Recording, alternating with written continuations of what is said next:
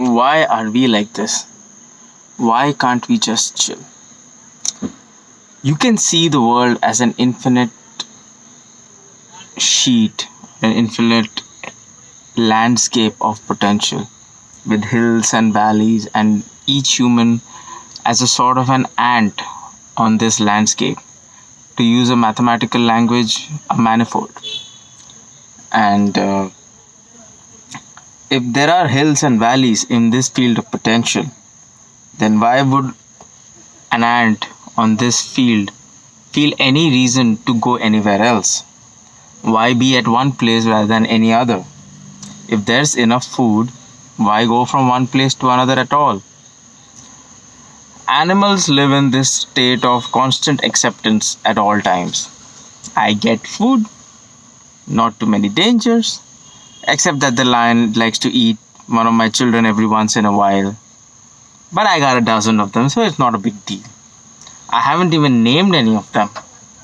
No biggie, next breeding season I'll make another 6. But humans seem to have an internal ordering of the world in terms of impelling them to action. An ordering that is much more comprehensive than simply being yet another embodied organism. We have this mental lens through which we view the world, which either distorts the bare potential of the world or orders that bare potential. The first level of identity has to be formed when the baby feels a crying need for affection, attention, and milk. And it then has to do something to get it. Crying, bitching, and complaining loudly to get what they want. Some would say that many people never grow out of this stage. But when the mental maturity develops a bit, one learns the concept of delayed gratification and sacrifice.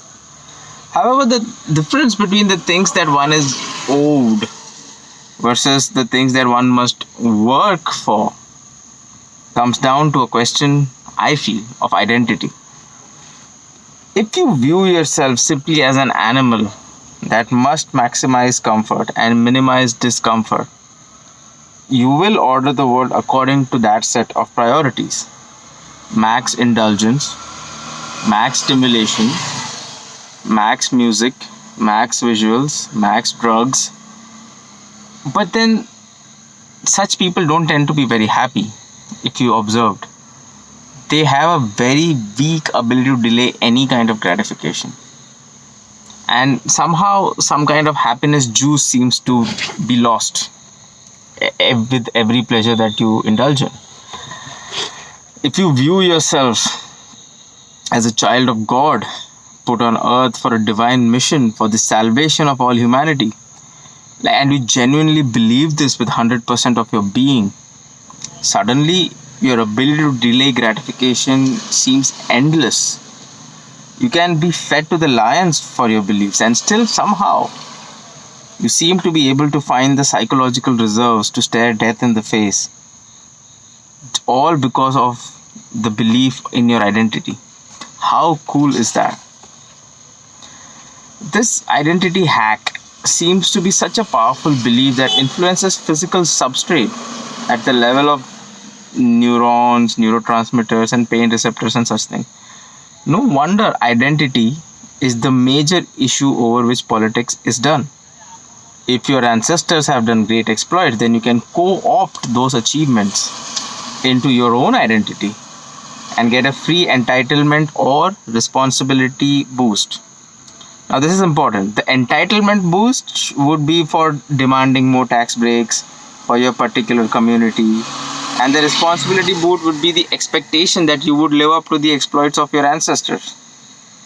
That you would keep yourself in physical, if your ancestors were warriors, you would keep yourself in that kind of physical shape at all times. But we see both kinds. We see people who will only co-opt the privilege, the entitlement, but not the responsibility. I think the most prominent example of this is the caste system, where the caste system never really worked properly, because I think the second generation of every high caste person would adopt all the entitlement but without any of the responsibility. I am better than that. This is a sentiment born out of pride. If you don't have this innate sense of superiority over others, you will never expect more out of yourself. Some things are beneath you.